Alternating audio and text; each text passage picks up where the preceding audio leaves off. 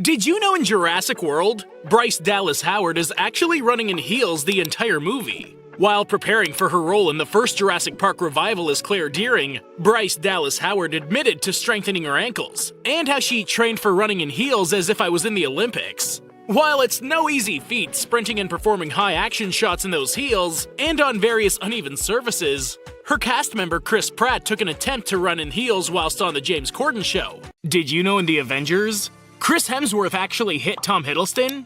Thor hits Loki across the face while he's wearing the horns, which had enough weight to them already, and Tom decided that he couldn't really sell the performance without staging the hit, so he told Chris to hit him for real. According to Tom, when Chris hit him, he immediately went down, and he doesn't think he'd be able to keep going if he had to do it more than once.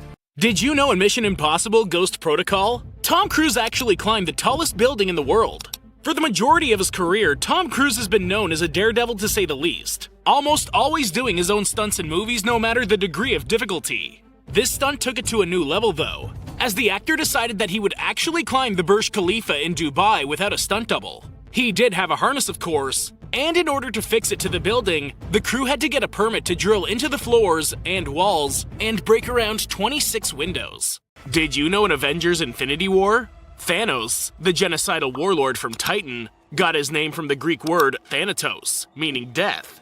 A minor figure in Greek mythology, Thanatos was the personification of death. He was often mentioned but rarely appeared in person.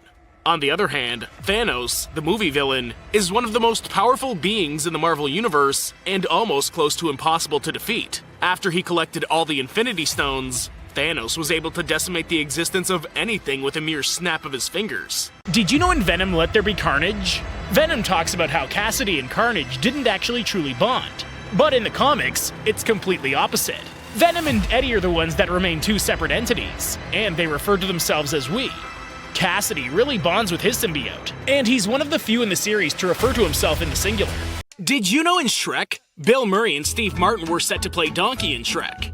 The now cult classic could have been an entirely different film, as it was originally set to be produced back in 1991 by Steven Spielberg when he was in charge of Amblin Entertainment. He was looking upon comedy veterans Steve Martin and Bill Murray to play the two main characters, Murray to play Shrek and Martin to play Donkey. While we have no doubt that they would have done a good job, we definitely don't think it would have been the same movie. Did you know in Blade, there were actually 3 actors that the studio said could play as Blade? Wesley Snipes, Denzel Washington, and Lawrence Fishburne were all considered for the role by New Line Cinema. It was David Goyer who pitched the idea of a Blade movie, and he felt that Wesley was the only choice for the character. Wesley was more interested in doing a Black Panther movie, and he didn't know anything about Blade. Did you know in Candyman, there's actually a bit of realism splashed in when they tie in the candy? Razor blades are found in the candy, and this is even more connected to real-life events because of the fact that the perpetrators were never caught. In real life, the razor blades were put in the candy by actual family members. With that in mind, it makes sense that Sherman was used as a scapegoat instead of the authorities dealing with what was actually going on.